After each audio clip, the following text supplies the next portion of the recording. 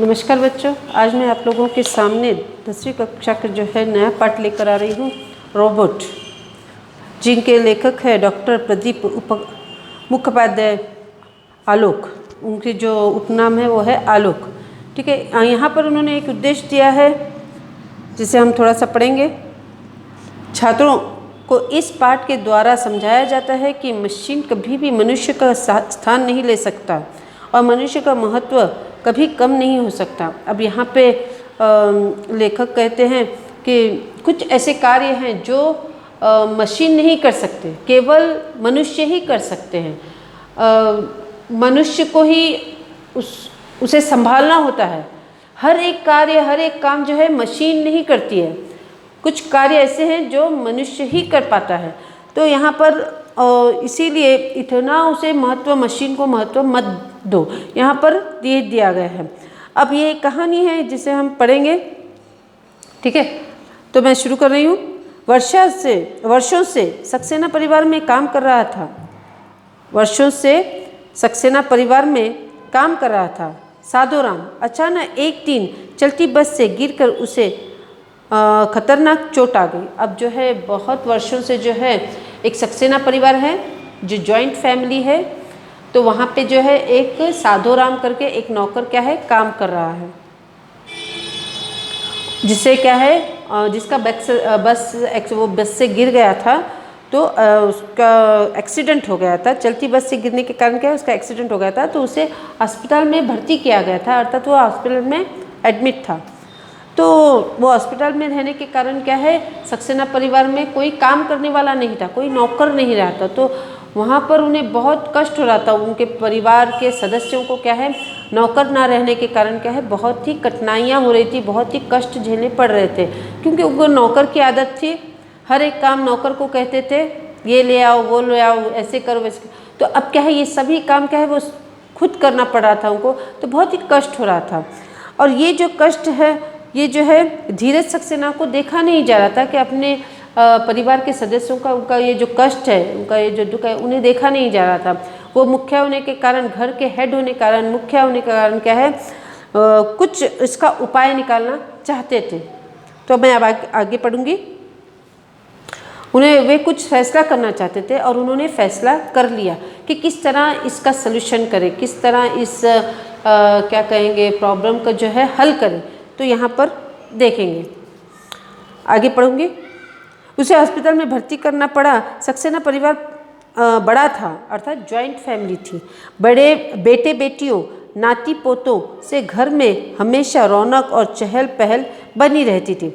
अब joint family है तो पता चल जाता है कि क्या है,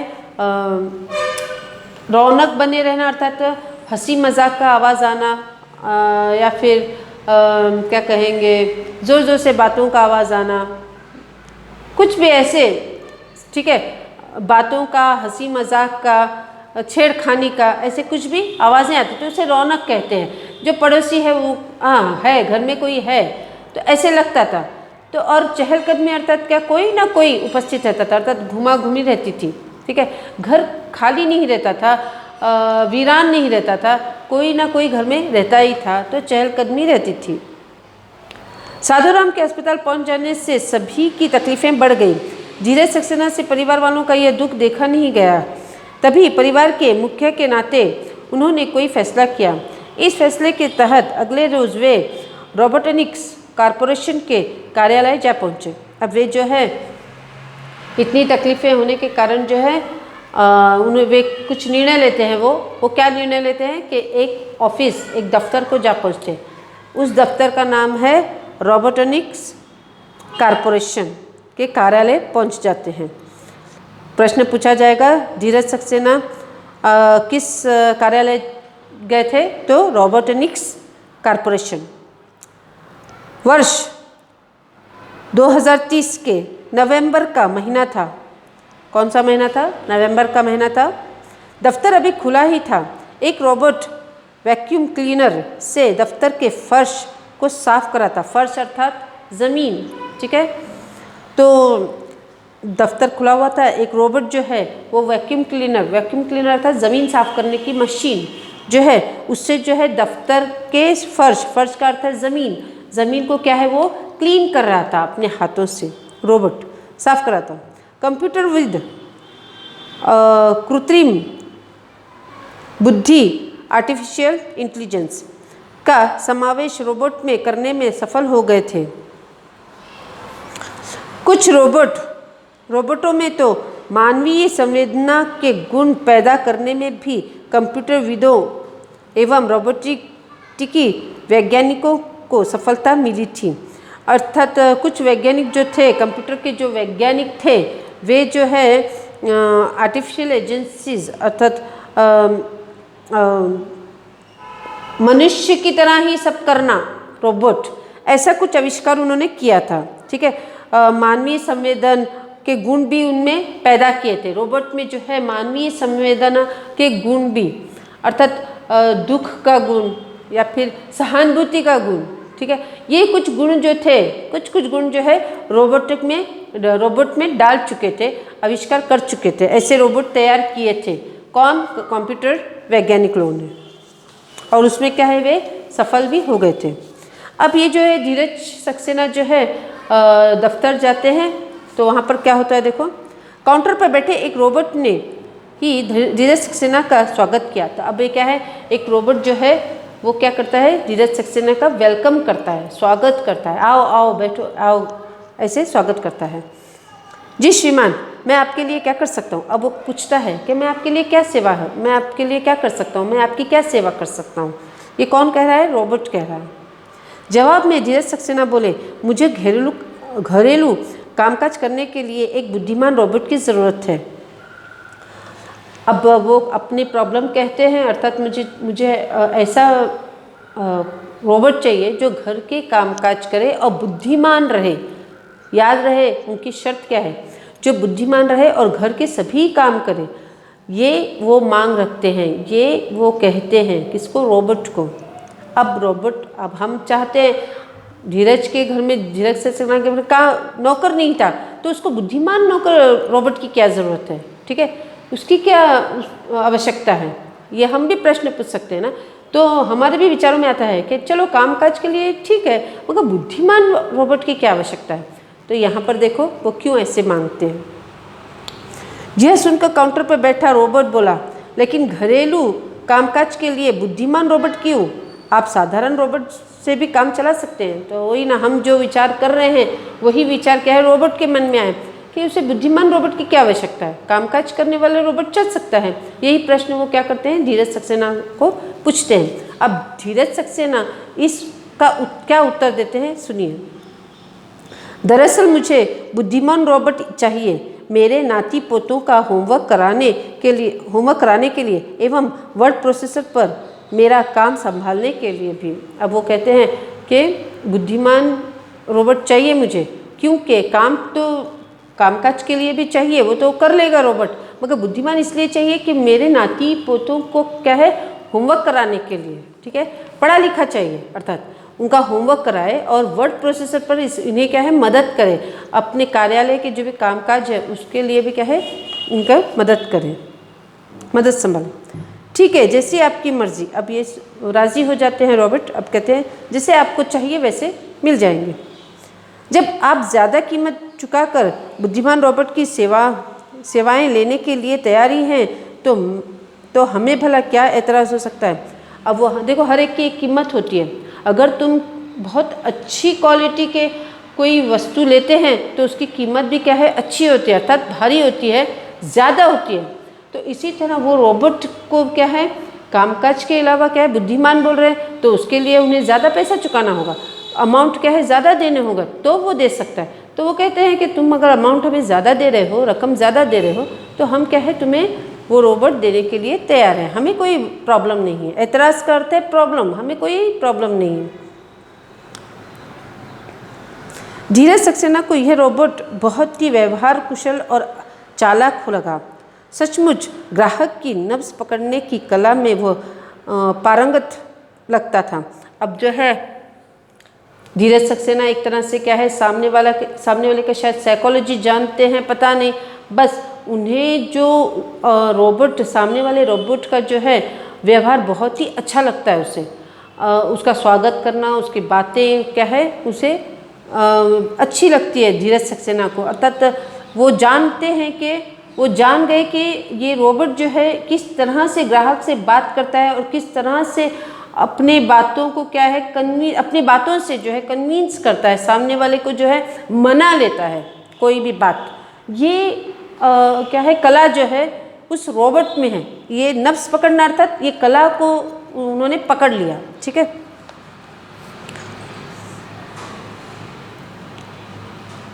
उस दिन दोपहर को ही कंपनी का एक कार्मिक जो एक रोबोट ही था सक्सेना परिवार में काम करने के लिए रोबोनील को छोड़ गया।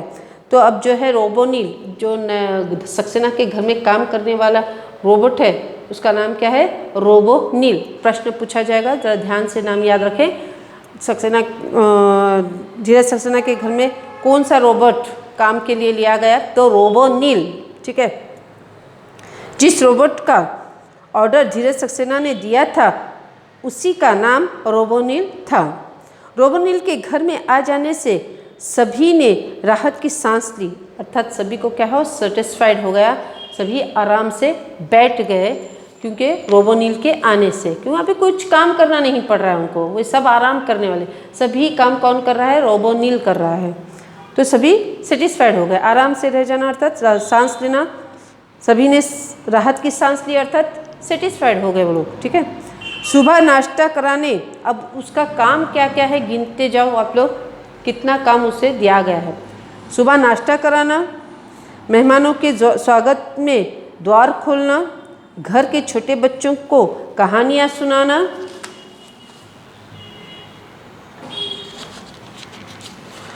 बच्चों को होमवर्क कराना, बच्चों को होमवर्क करने में मदद करना तथा धीरज सक्सेना के वर्ड प्रोसेसर पर काम करने के अलावा शाम को वो परिवार के पालतू कुत्ते शेरू को घुमाने का काम भी पूरी मुस्तैदी के साथ करने लगा था। मुस्तैदी का अर्थ है बहुत ही रुचि से, इंटरेस्ट से करना। ठीक है, तो यहाँ पर अब उन्होंने लिया रोबोट को, खरीदा तो सही, मगर उससे कितने काम कराए जा रहे हैं तो हम गिनेंगे।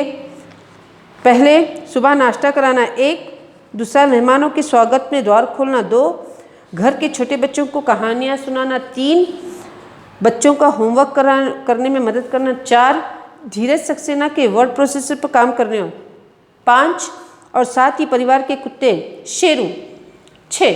तो उसे 6 काम सौंपे गए थे उस रोबोनील को। इसके अतिरिक्त भी और काम थे मगर ये बड़े काम थे। ठीक है, तो प्रश्न पूछा जाएगा कि सक्सेना धीरज सक्सेना के परिवार के कुत्ते का नाम क्या था, तो याद रहे शेरू। याद रहे, यहाँ 2 कुत्ते हैं, एक शेरू एक झबरू। तो धीरज सक्सेना के कुत्ते का नाम था शेरू। ठीक है, उसे भी बाहर घुमाने ले जाने के लिए वो भी काम क्या था, रोबोनील का था।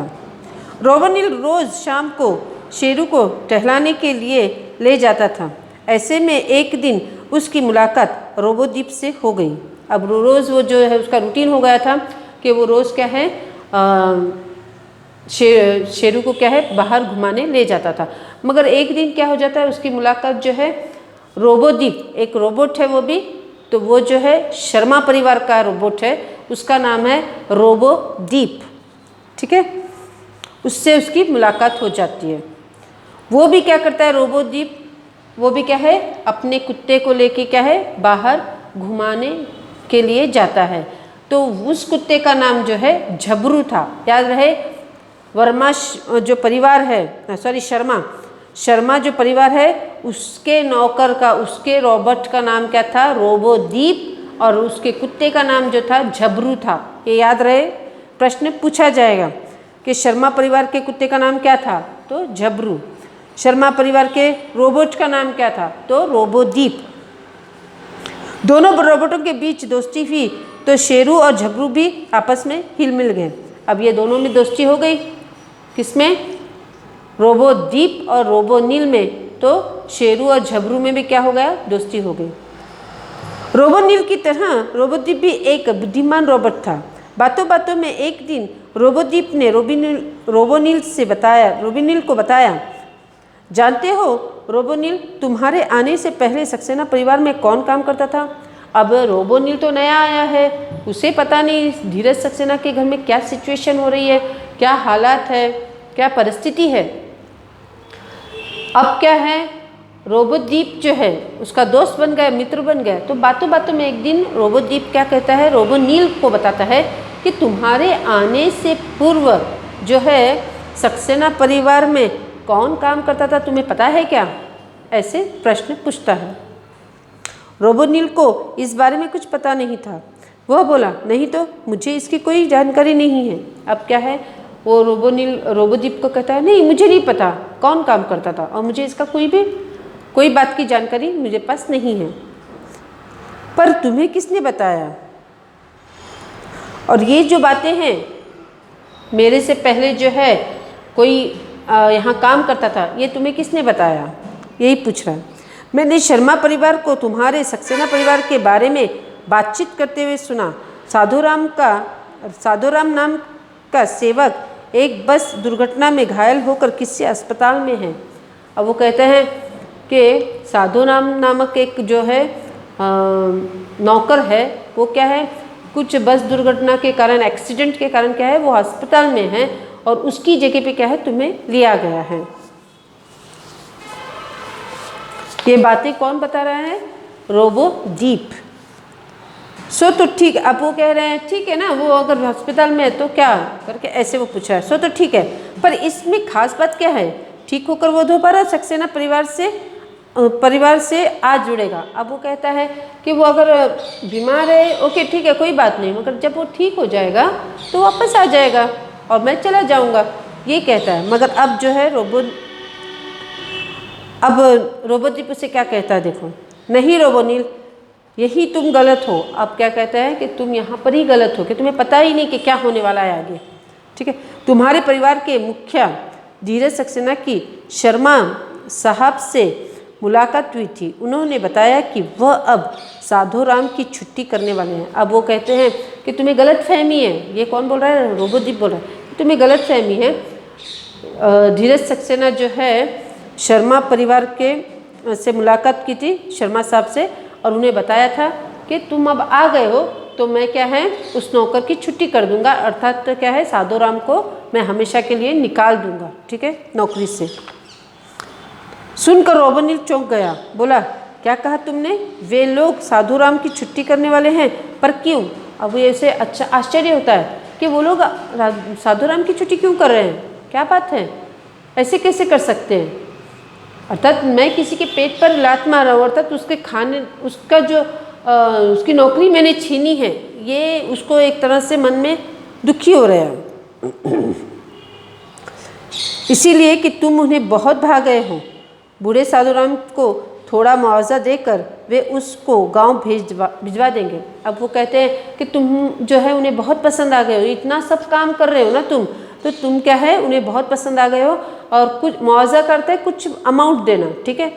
तो वो जो है इसे साधुराम को क्या है थोड़ा सा मुआवजा, थोड़ा सा रकम, थोड़ी सा अमाउंट देकर उसे क्या है गांव वापस भेज देंगे और हमेशा के लिए क्या है तुम्हें रखेंगे।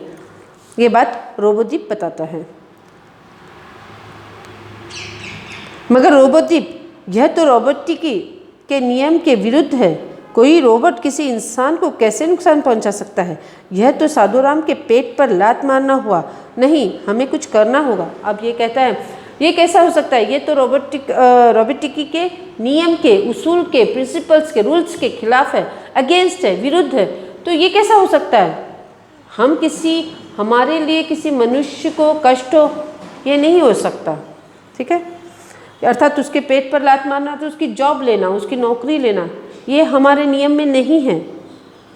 तो हमें कुछ करना होगा। अब ये रोबोनिल कह रहा है कि हमें कुछ करना होगा, इसका कुछ उपाय खोजना होगा। रोबोनिल की बात सुनकर रोबोदीप बोला, वैज्ञानिक एवं विज्ञान लेखक आइजैक आसिमोव के रोबोटिकी के नियम के खिलाफ तो यह है ही कि कोई रोबोट किसी इंसान के नुकसान का कारण बने, साथ साथ मानवीय नज़रिए से भी यह गलत है कि हमारे कारण किसी भी इंसान की नौकरी को खतरा पहुंचे। अब ये कहते हैं, रोबोदीप कहते हैं कि जो वैज्ञानिक है, ठीक है, विज्ञान के लेखक है, वो भी, उनका नाम पूछा जाएगा, याद रहे नाम इनका, आइजैक आसिमोव, नाम याद रहे। वैज्ञानिक कौन थे? आइजैक आसिमोव, ठीक है। वे जो रोबोटिकी नियम बनाए थे, कुछ उसूल बनाए थे, कुछ रूल्स बनाए थे, कुछ प्रिंसिपल्स बनाए थे, उनके नियम के अगेंस्ट है ये सब चीज़ें कि हमारी वजह से किसी मनुष्य का क्या है, नुकसान हो, हानि हो, किसी मनुष्य को हानि हो, ठीक है। तो ये क्या है, और ये तो उनके नियम के अगेंस्ट तो है ही, विरुद्ध तो है, साथ ही क्या है, मानवता के भी विरुद्ध है ये सब चीज़ें। अगर हम मानवता रखते हैं तो ये भी मानवता के क्या है, विरुद्ध है। तो ये सरासर क्या है, गलत है। ये रोबोदीप कह रहा है कि हमारी वजह से किसी इंसान को, किसी मनुष्य को की नौकरी को खतरा हो। दोनों के बीच कुछ गुप्त मंत्रण होता है। गुप्त मंत्रण अर्थात खुसर बातें करना, गुपचुप बातें होना, चुप चुप बातें होना, आहिस्ता बातें करना, इसे कहते हैं, अर्थात सलाह भी कह सकते हैं। फिर दोनों अपने अपने पालतू कुत्तों के साथ अपने मालिकों के घर लौट गए। अब दोनों क्या है, अपने अपने घरों को लौट जाते हैं। अगले रोज़ रोबोनिल और रोबोदीप रोबोटिक्स कॉरपोरेशन के दफ्तर में हाजिर हुए। अब फिर ये दोनों क्या हो गए, रोबोटिक्स कॉरपोरेशन में दफ्तर में हाजिर हुए। प्रश्न पूछा जाएगा, ध्यान रखें, रोबोनिल और रोबोदीप किसको मिलने गए थे या कौन से दफ्तर गए थे, तो याद रहे।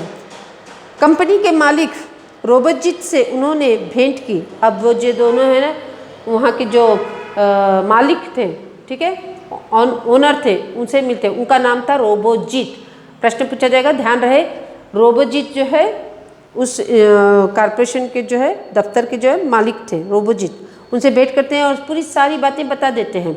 मगर उसमें वो क्या कहते हैं, रोबोजीत, मैं आपकी कोई मदद नहीं कर सकता, सॉरी, इतना कहते हैं।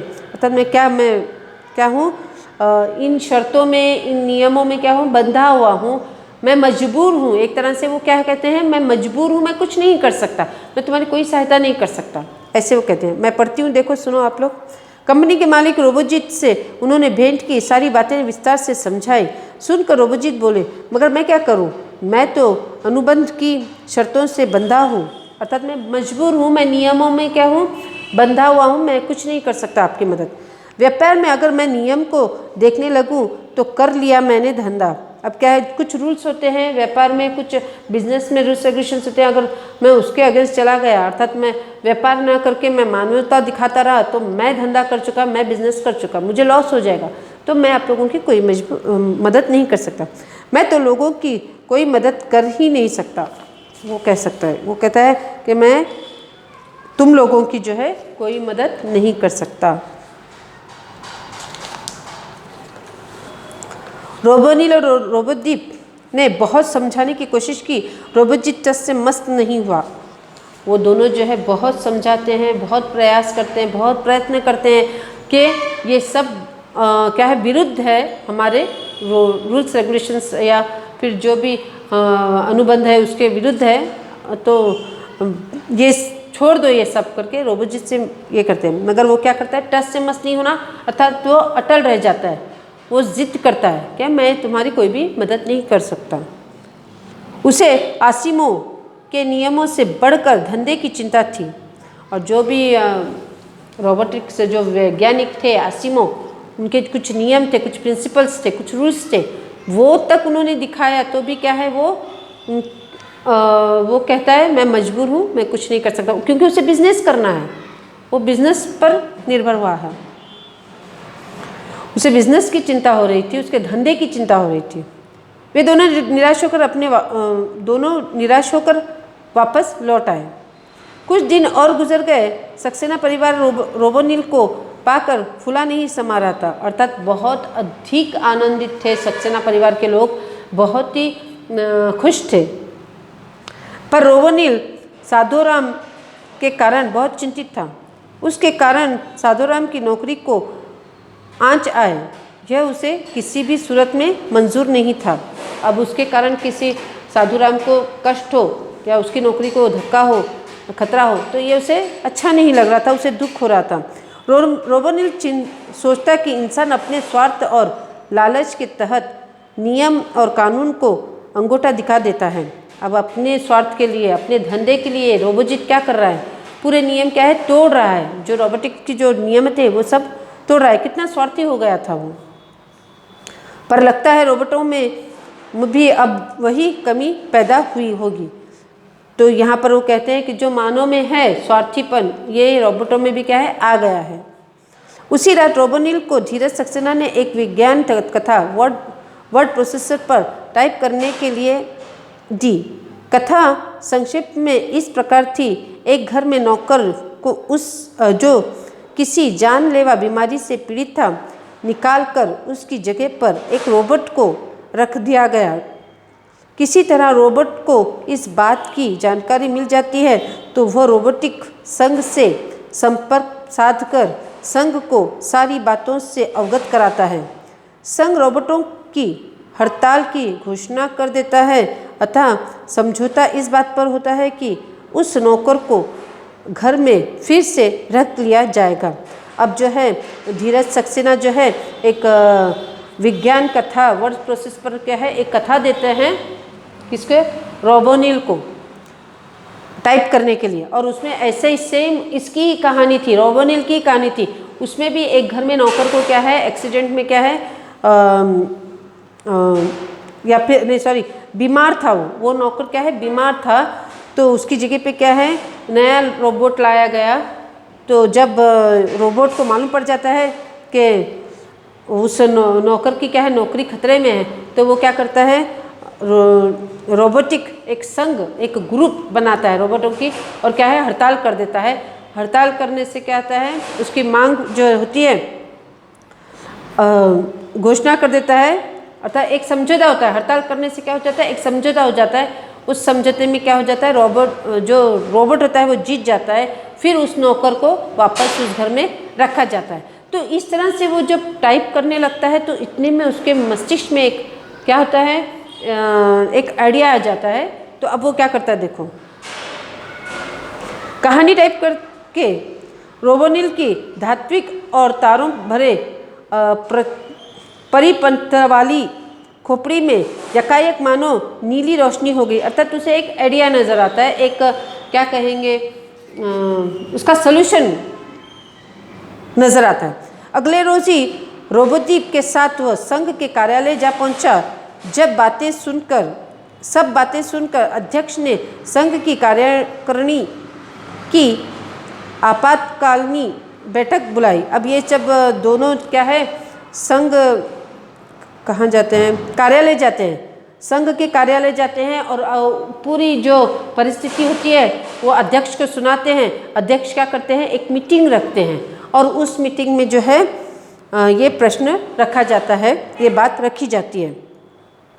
और सभी क्या है रोबोटिक कंपनियों के काम करने वाले रोबोटों की हड़ताल का आह्वान अर्थात घोषणा कर देते हैं। सभी कंपनियों के जो भी रोबोट रहते हैं उनको सबको जमा के हड़ताल का घोषणा करते हैं। और फिर रोबोटिक कंपनियों के मालिकों के बीच इस आह्वान से हलचल मच जाती है। और जो मालिक होते हैं उनका क्या होता है क्या कहेंगे बेचैनी होने लगती है। सब रोबोट जो है हड़ताल करने से वो जो मालिक होते हैं उनके मन में क्या होती है बेचैनी होने लगती है। हलचल होना अर्थात क्या कहेंगे शोर होना, ठीक है, डिस्टर्ब होना हुई।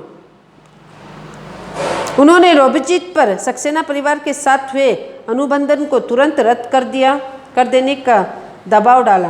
अर्थात जो भी अनुबंधन थे, जो भी रूल्स थे, जो भी किया था रोबोजित ने, तो वो क्या है सब कैंसिल करने के लिए कह देते हैं। रोबोजित अकेला पड़ गया। मजबूरन उसे धीरज सक्सेना के साथ अपने अनुबंधन को तुरंत रद्द करके रोबोनिल को वापस बुलाने की बात माननी पड़ी। अर्थात हड़ताल जो करते हैं वो स्ट्राइक जो करते हैं वो क्या है रंग लाती है, अर्थात वो जीत जाते हैं। और फिर रोबोनिल को क्या है वो अपनी कंपनी में बुला लेता है रोबोजित। और फिर आगे क्या होता है देखेंगे। धीरज सक्सेना को जब ये सब पता चला तो उनके हाथों के तोते उड़ गए। अर्थात ये जब सब पता चलता है कि इन्होंने स्ट्राइक किया और मुझे क्या है मैंने जो रोबोनिल को लिया था वे सब जो भी मैंने कागज़ पत्र किए थे, जो भी रूल्स रेगुलेशन है वो सब रद्द किए गए हैं। अब मुझे क्या है, वापस क्या है, अपने नौकर को बुलाना पड़ेगा। तो ये सब आश्चर्य उन्हें तोते उड़नारता तो आश्चर्य कर देना या फिर हैरान कर देना। ये सच था कि उन्होंने साधुराम को नौकरी से निकालने का फैसला कर लिया था, पर बदले हुए हालात में उन्हें मजबूर होकर रोबोटिक संघ के अध्यक्ष के पास जाकर यह गुजारिश करनी पड़ी कि जब तक साधुराम पूरी तरह से ठीक नहीं हो जाता तब तक रोबोनिल उसके पास काम करता रहेगा। साधुराम के ठीक होते ही वह उसे दोबारा काम पर रख लेंगे। संघ को यह बात मानने में कोई आपत्ति नहीं थी। अब फिर क्या हो जाता है, या वो सब बातें मान लेते हैं धीरज सक्सेना, मगर वे एक बात रखते हैं संघ के सामने कि जब तक मेरा नौकर पूरी तरह से ठीक नहीं होता तब तक रोबोनिल क्या है, मेरे घर पे काम करेगा। जब वो पूरी तरह से ठीक होकर आ जाएगा तो मैं रोबोनिल को क्या है, भेज दूंगा। ये बात हो जाती है। और वो लोग संघ वाले जो अध्यक्ष है या संघ वाले जो है मान लेते हैं। शाम को रोबोनिल और रोबोदीप मिले। रोबोदीप बोला, मुझे खुशी है कि हमारे कारण किसी इंसान को नुकसान नहीं झेलना होगा। अब वो कहते हैं रोबोदीप कि मुझे खुशी है कि हमारे कारण जो है किसी मनुष्य को क्या है, नुकसान नहीं हुआ या उसकी नौकरी क्या है, नहीं छूटी। तो यहाँ पर जो रोबोट विज्ञान बनाए हैं, रोबोट ऐसे रोबोट बनाए हैं जिस पर क्या है, मानवीय भाव की छाप है, अर्थात मानवीय भाव संवेदना का क्या है, आविष्कार बताया गया है, उसमें ये भाव दिखाए गए हैं। तो यहाँ पर ये कहानी इतनी ही है। मैं आप लोगों को प्रश्न उत्तर जो है PDF द्वारा भेज दूँगी। मैं आशा करती हूँ कि आप लोगों को ये कहानी समझ में आ गई होगी। अगर नहीं तो 1 से 2 से 2 से 3, चाहे जब तक नहीं समझते आप लोग ये रिकॉर्डिंग सुनते रहें, इतना सुने कि आपको कोई भी प्रश्न दे तो आप फट से उसका उत्तर अपने वाक्य में लिखें। पुस्तक का ही, डाइजेस्ट के ही वाक्य होना आवश्यक नहीं है। आप लोगों को कहानी समझे, अपने वाक्य में उत्तर लिखने का प्रयास करें, ठीक है। मैं आशा करती हूँ शायद ये कहानी आप लोगों को समझी होगी। इसी के साथ मैं आज्ञा चाहती हूँ। नमस्ते।